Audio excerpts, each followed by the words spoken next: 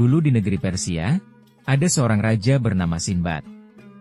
Raja ini senang sekali dengan pesta, jalan-jalan, dan yang paling ia sukai adalah berburu. Ada satu sahabat yang selalu menemaninya, yaitu seekor burung baas. Burung itu sangat jinak. Siang dan malam ia selalu berada di sisi raja, bahkan ketika raja tidur sekalipun. Di lehernya tergantung sebuah mangkuk emas kecil, tempat raja bisa minum ketika di luar istana. Suatu hari, Raja Sinbad pergi berburu bersama beberapa pengawal. Mereka memasang perangkap di lembah, dan seekor rusa besar berhasil tertangkap. Saat hari semakin panas, sang raja pun merasa kehausan. Tiba-tiba ia melihat tetesan air dari sebuah pohon. Sang raja mengira itu air. Ia pun menampungnya ke dalam mangkuk emas yang dikalungkan pada burung baas. Tetapi, saat hendak diminum, burung baas menjatuhkan mangkuk itu dengan paruhnya. Raja mengambil mangkuk yang terjatuh dan menampung kembali tetesan air, tapi lagi-lagi burung baas kembali menumpahkannya. Hal itu terulang sampai 3 kali. Akhirnya, sang raja menjadi sangat marah. Ia mengira burung baas itu sengaja menghalanginya minum. Karena tidak mampu mengendalikan emosi, Raja Sinbad memukul burung itu hingga sayapnya patah. Dengan sisa tenaga, burung baas menengadahkan kepalanya, seolah memberikan isyarat, lihatlah ke atas. Raja pun mendongak, dan betapa terkejutnya ia. Di atas pohon itu ada seekor ular besar yang meneteskan racun dari mulutnya. Cairan yang ia kira air ternyata racun yang mematikan. Saat itu Raja Sinbad sadar, burung baas berusaha menyelamatkan nyawanya. Namun semuanya sudah terlambat. Burung baas akhirnya mati, sahabat yang setia tetapi disalahpahami. Raja Sinbad pun menguburkannya di halaman istana dengan penuh penyesalan. Ia sadar, kemarahan yang tidak terkendali bisa membuat kita kehilangan sesuatu yang berharga selamanya. Demikianlah cerita tentang Raja Sinbad. Mendengar cerita Raja Yunan, sang menteri berkata, "Baginda yang mulia, apa bahaya yang telah hamba lakukan? Sedang hamba melihat keburukan dari orang itu. Sesungguhnya, hamba berbuat demikian hanyalah demi kecintaan hamba kepada Baginda. Suatu saat, Baginda akan mengetahui kebenarannya. Jika Baginda terima saran hamba, maka Baginda harus menjauhinya. Jika tidak, maka Baginda akan binasa, sebagaimana kisah putra mahkota yang hampir celaka oleh wanita." "Bagaimana ceritanya?" tanya Raja Yunan. "Baiklah, akan aku ceritakan. Dulu, di sebuah negeri yang makmur dan dijaga oleh tembok-tembok megah, hiduplah seorang raja yang bijaksana. Raja itu mempunyai seorang putra tunggal yang gagah dan bersemangat. Seorang pemuda yang lebih mencintai alam liar daripada istana. Ia sering menghabiskan waktu di padang dan hutan, mengejar rusa, kijang, dan burung-burung yang terbang rendah di antara pepohonan. Sang raja memiliki menteri sebagai orang kepercayaannya. Seorang lelaki tua yang ditugaskan sebagai pembimbing dan pengawal sang putra. Maka kemanapun sang putra pergi, sang menteri selalu menyertainya seperti bayangan yang mengikuti cahaya. Pada suatu hari yang cerah, sang putra mahkota pergi untuk berburu.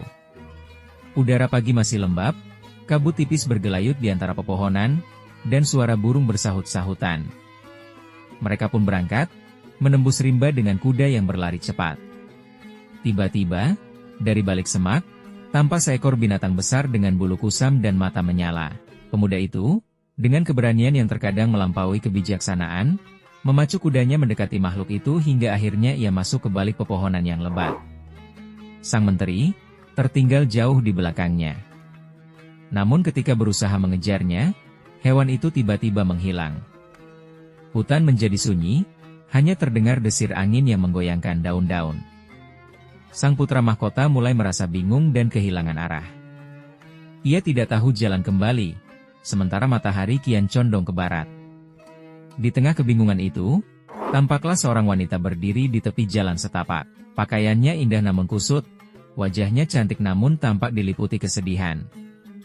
Air mata mengalir di pipinya. Ia bercerita bahwa dirinya adalah penduduk desa seberang. Ia meminta bantuan kepada putra mahkota untuk mengantarkannya pulang. Kasihanlah sang putra kepada wanita itu.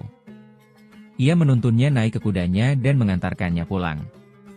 Mereka melintasi padang hingga tiba di sebuah pulau kecil yang sunyi, dipenuhi pepohonan tua. Wanita itu meminta turun dari kuda dan putra mahkota menunggu di sini. Karena sang wanita ingin mengambil sesuatu di pulau itu.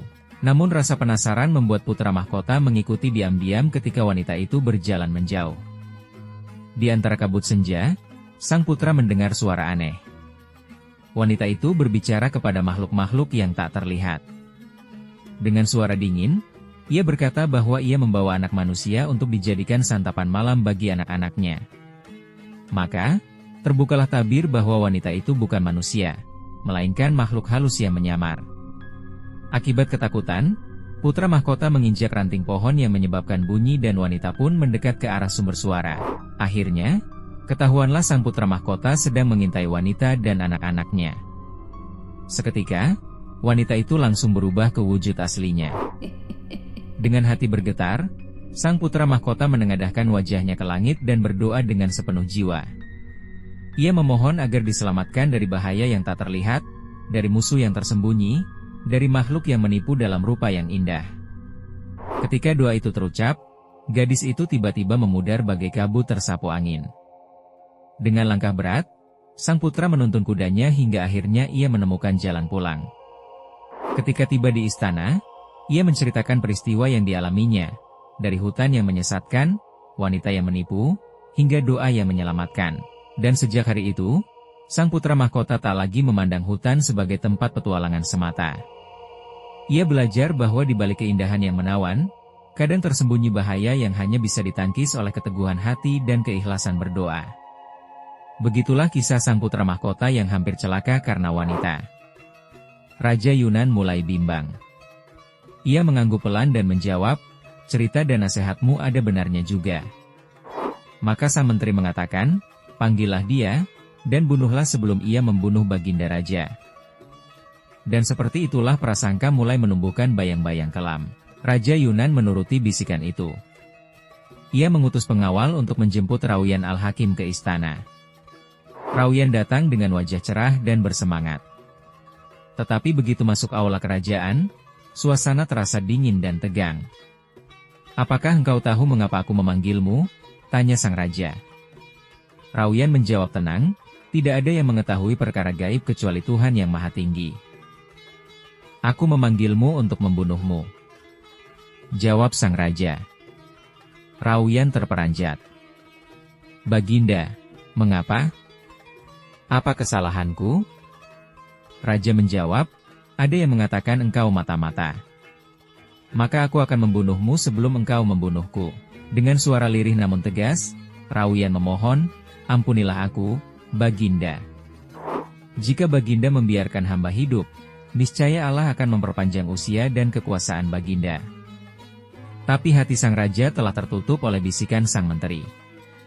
Rauyan menunduk, air matanya jatuh satu persatu. Ia menyadari pahitnya berbuat baik kepada orang yang salah. Beberapa pembesar istana sebenarnya membela Rauyan.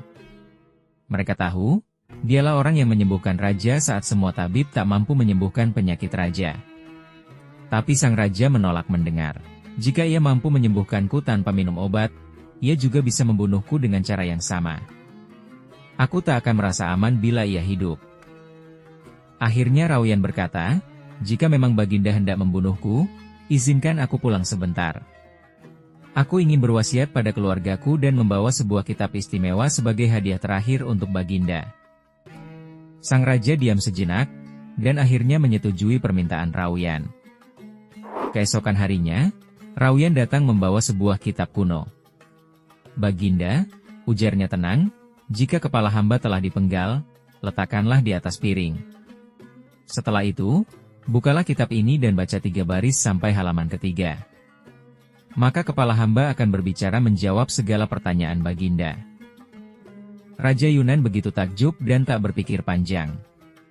Raja Yunan segera memerintahkan Algojo untuk mengeksekusi Rauyan. Kepala Rauyan jatuh, dan kitab pun dibuka. Namun halaman-halamannya lengket. Raja Yunan membasahi jarinya dengan air liur untuk membuka 3 halaman saja. Tetapi tidak ada tulisan satupun pada buku itu. Ternyata, Rauyan telah menaburkan racun pada lembaran-lembaran buku itu. Dan berkali-kali pula, sang raja telah menjilat serbuk racun melalui jari tangan yang ia basahi dengan air liurnya. Tubuh Raja Yunan mendadak kejang, wajahnya pucat, nafasnya berat. Tak lama kemudian, Raja Yunan tersungkur dari singgasananya dan tak pernah bangun lagi. Begitulah kisah Raja Yunan dan Rauyan Al-Hakim. Orang yang berbuat zalim akan menuai akibatnya, cepat ataupun lambat. Orang yang bersifat dengki tetap akan menganggap buruk pada orang yang berbuat baik. Nah, ini pelajaran dari sang menteri. Bagaimana menurutmu wahai jin ifrit?